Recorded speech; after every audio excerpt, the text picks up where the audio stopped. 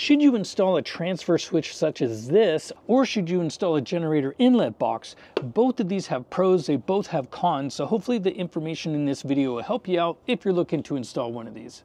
Installing a generator inlet box is relatively simple as there is only 4 wires. You will also have to buy an interlock kit, and these are specific per the type of panel that you have. You'll also need an additional breaker, which these are not very expensive. When using a transfer switch, there are some cons, such as the amount of circuits that you can run. There's also a lot more wiring that's involved, and the amount of power that you can put through one of these is a lot less than the whole panel. When using the whole panel, you will have to disconnect the main breaker. Then you have to disconnect every individual circuit in order to do this the correct way.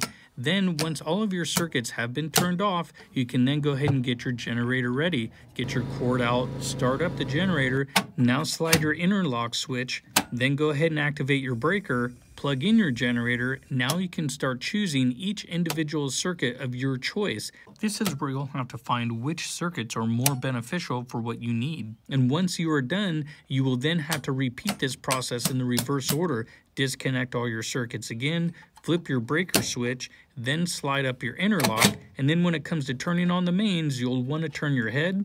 This is a safety precaution just in case something downstream has happened. Then go ahead and turn on all of your breakers again back to normal.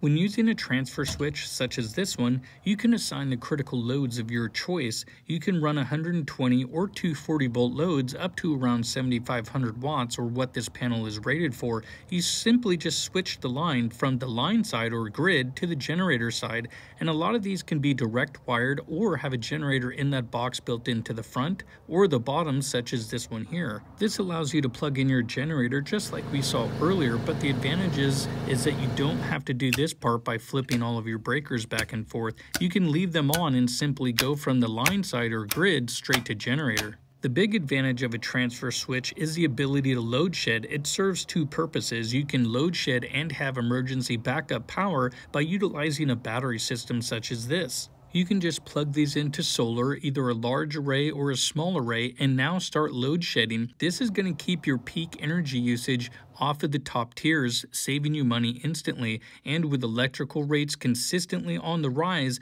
this is going to be a more common option. This allows me to run everyday loads whenever I want, such as doing laundry or washing dishes. Not to mention, I can also run this electric water heater on the far side of my house, and also the mini split that happens to be in my garage. I can also keep my gas electric water heater fired up at all times. Now, when it comes to a generator inlet box and the pricing between these two, by the time you price them out with all the pieces you need, they're almost exactly identical. You will have to buy a generator cord with one of these big plugs, and these are typically pretty expensive. If you buy the really good ones, a plug itself can be $100. A generator inlet box can also run almost $100, not to mention you will need an interlock kit. By the time you've pieced all that together with some wire, you have pretty much paid for a transfer switch.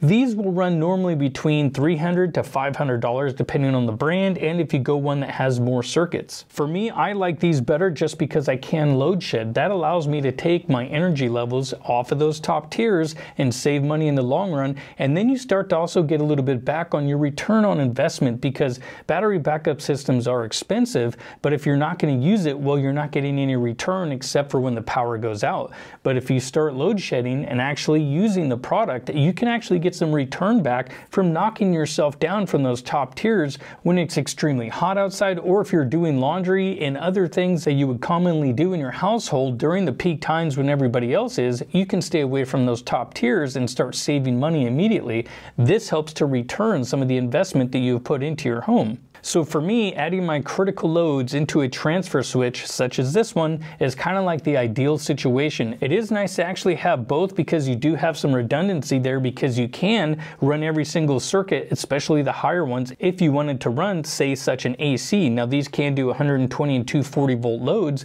That all depends on how you want to wire it, and as long as you have enough power from the power device that you're using, such as your generator or such as that EcoFlow Delta Pro Ultra. Now I'll leave information below where you can check pricing on this, and I hope this video helped you out, and I hope to see you guys in another video.